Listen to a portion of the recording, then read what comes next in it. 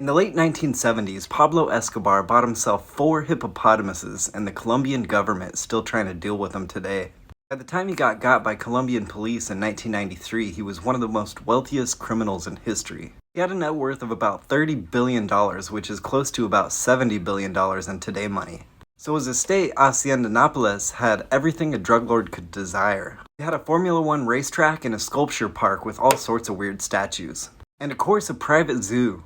It had elephants, ponies, exotic birds, giraffes, ostriches, and all sorts of other animals. But then when Colombian police put Pablo in the dirt, the estate went unattended. And a bunch of the animals either died or got sent to other South American zoos. Not the hippos though, they were too big and pissy to be moved. So they just roamed the unattended estate until they escaped and started procreating and living off the land. Interestingly, they seem to be way more fertile in South America than they are in their native Africa. In Africa, females start having calves around the age of 11, but here they were calving around the age of 3, and females were having 1 calf a year.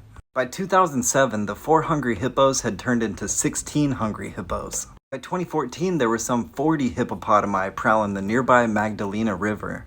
And as of 2023, there are some 170 Columbian hippo descendants in an 870 square mile area.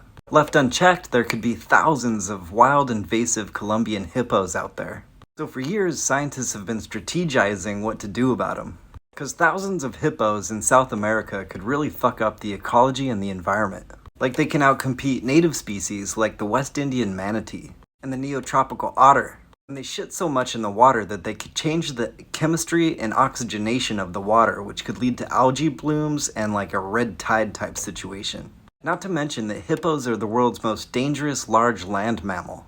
They haven't reportedly taken anyone out in Colombia yet, but they take out about 500 people in Africa every year. So finally in 2021, the Colombian government announced a plan to sterilize some of the hippos with chemicals. And in 2023, they announced that they were going to cull some of them and send about 70 hippos to zoos in Mexico and India.